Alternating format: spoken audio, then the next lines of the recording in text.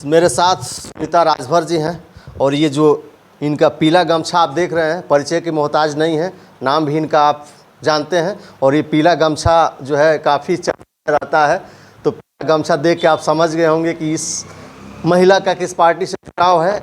मैं आज इनके जो है व्यक्तिगत जो इनका काम है, व्यक्तिगत इनका लेवल, बात करेंगे इनके जीवन पे, व्यक्तिगत जीवन पे, आखिर ये राजनीति में क्यों आई और कब आई।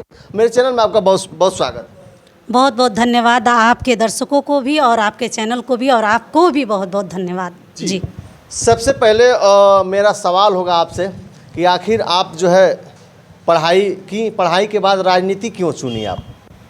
देखिए, मैं आपके चैनल के माध्यम से बता देना चाहती हूँ कि शिक्षा एक ऐसी शेरनी का दूध होता है जो जितना पीता है उतना ही दहाड़ता है। तो कहीं ना कहीं शिक्षा ग्रेजुएशन होने के बाद, कंप्लीट होने के बाद हमने PGDCA किया। उसके बाद से हमने जो है कि सोचा कि मैं जॉब करूं। तो कहीं ना कहीं होता है कि एक माँ बाप की इच्छा होती है कि भाई हमारी बेटी की शादी हो जाए और इनका अपना परिवार बसे। तो मैं एक गरीब परिवार से बिलोंग करती हूँ। तो शादी के बाद 2016 में जब मेरी शादी होती है, तो शादी के बाद जब मैं आती हूँ अपने ससुराल, तो वहाँ से मेरी राजनीतिक कैरियर स्टार्ट होती है एक बहुत बड़ी घटना को देख करके। और कहीं ना कहीं मेरे ससुराल वाले पुराने राजनीति से जुड़े हुए लोग हैं। मेरे जो ससुर जी हैं वो कहीं ना कहीं 90 में चुनाव लड़े थे सलेमपुर लोकसभा से, और उनका जो है कि स्वर्गीय आदरणीय जगन्नाथ राजभर जी नाम था।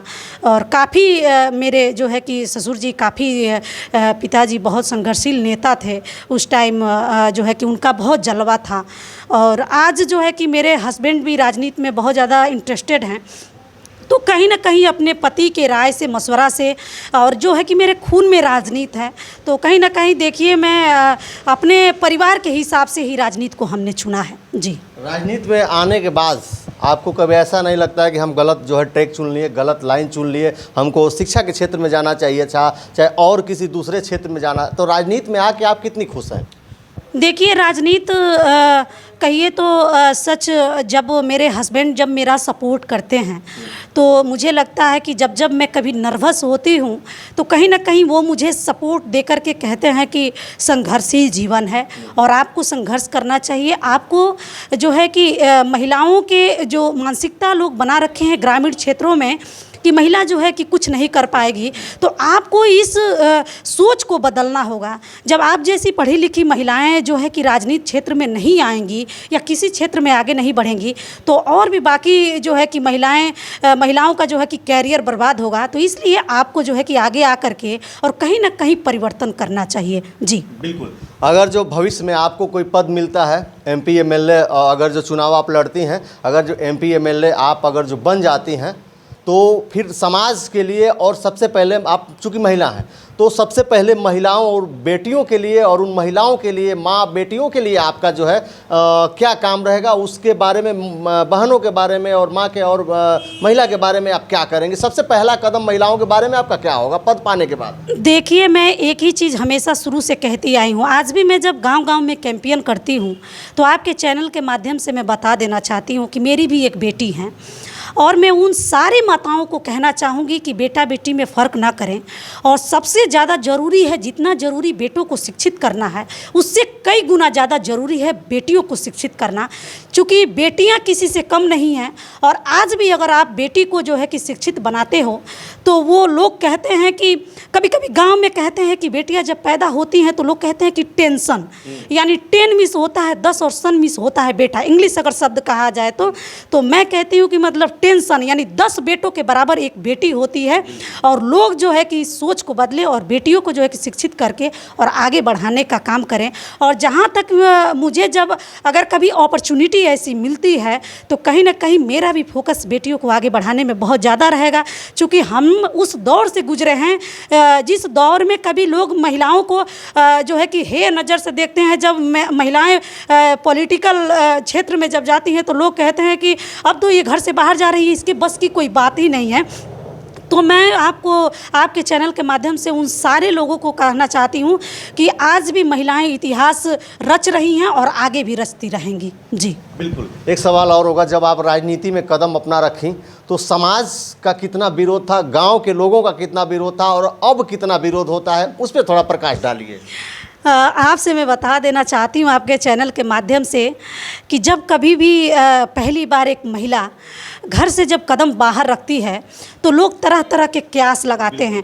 सुहेलदेव भारतीय समाज पार्टी में जब हमने पीला साफा ये जब थामा था दामन इसका, तो लोग कहते थे कि ये पियर का गमछा लगा के अब कहाँ जाती है, लोग हमको ऐसे कहते थे। और कई लोग ये कहते थे कि चूँकि मैं स्कूटी से ही चलती हूँ तो लोग ये भी कहते थे कि ओम प्रकाश राजभर की जो है कि तरह तरह की बातें कि उसकी इतनी औकात नहीं है कि इसको एक गाड़ी दे दे, ये जो जौन बा की स्कूटी से जौन बा की ओम प्रकाश राजभर के पार्टी के आगे बढ़ावतिया।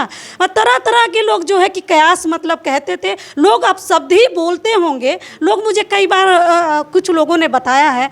और जब कभी भी जब मैं सुनती थी तो मैं अपने पति से इस बात को शेयर करती थी, तब जा कर के मेरे हस्बैंड जो है कि हमको कहते थे कि जब व्यक्ति चलता है तो लोग उसी को बोलते हैं जो काम करता है, जो काम नहीं करेगा लोग उसको कहाँ से कहेंगे। इसलिए आपको होपलेस होने की ज़रूरत नहीं है। आज आप स्कूटी से राजनीति कर रही हैं, कल को कुछ भी हो सकता है आपके साथ और आपको संघर्ष करना है। आप ये ना देखिए कि मैं किस चीज़ से चल रही हूँ। माननीय श्री ओम प्रकाश राजभर जी का जो हमने दामन थामा था जिस टाइम, उस टाइम हमारे क्षेत्र की राजनीतिक दयनीय स्थिति महिलाओं की बहुत डैमेज थी। और आज जो है कि जब मुझे लोग देखते हैं तो लोग कहते हैं कि लोग जो है कि प्राउड फील करते हैं और कहते हैं कि सच कहिए तो मेहनत अगर कोई करना सीखे तो सुनीता राजभर से। जी बिल्कुल। एक सवाल और होगा, आप राजनीति में जब से आई हैं और अभी तक कोई ऐसा दिन आया हो कि जिस टाइम आप काफ़ी नर्वस हो गई हैं और आपने कभी सोच लिया हो कि नहीं अब के बाद हम राजनीति छोड़ देंगे, ऐसा कोई समय आया है कि नहीं आपके साथ? जी, जब होता है कि जब आप उन गरीब समाज की जब आवाज़ उठाते हैं, जैसे आपके क्षेत्र में जब कोई घटना होती है, जब गरीब समाज के आवाज़ आप उठा करके उस बुलंदियों तक ले करके जाते हैं जहाँ तक आपकी आवाज़ को कोई ले जाने वाला नहीं होता है।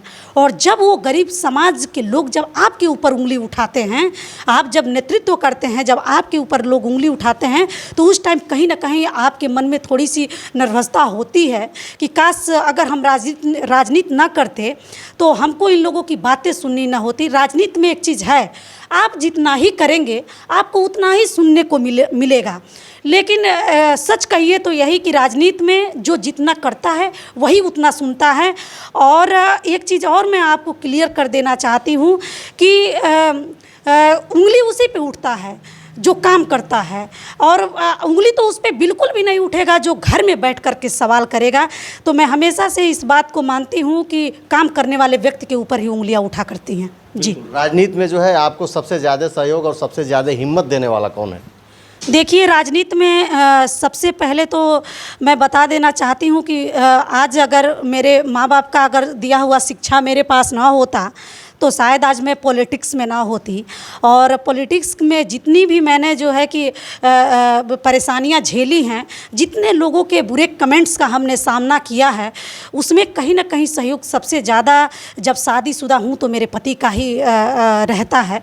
और मेरे पति आज तक, मेरे हस्बैंड आज तक कभी मेरे हस्बैंड ये नहीं कहा कि आप बैक हो जाइए, और उनका सपोर्ट बहुत ज़्यादा मुझे मिलता है।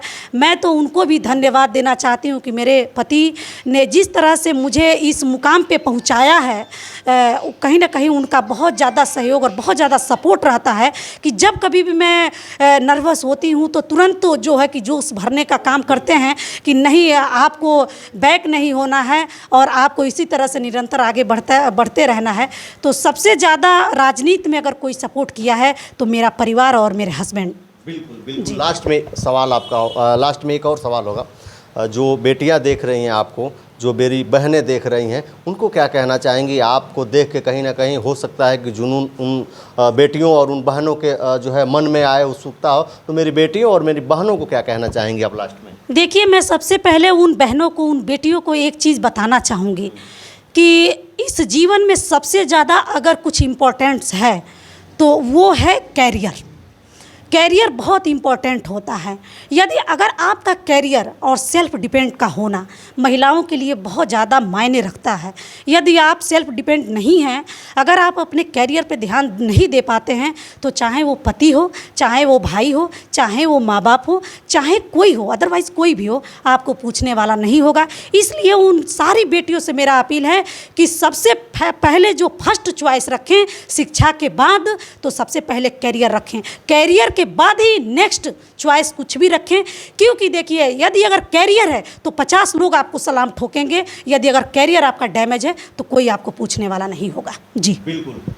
ये सुनीता राजभर मेरे साथ थी, और सुनीता राजभर के बातों से आप कितना सहमत हैं, जो भी देख रहे हैं इनके बारे में आपका क्या ख्याल है, और राजनीति और शुरू से लेकर और राजनीति तक का इन्होंने जो है क्या इनका सफ़र रहा, बखूबी अंदाज जो है सामने आपके रखी। इनके बारे में जो है आप कि क्या राय है, आप कमेंट बॉक्स में अपनी प्रतिक्रिया ज़रूर दर्ज करिएगा। अभी तक वीडियो में बने रहने के लिए आपको बहुत बहुत धन्यवाद। नमस्कार।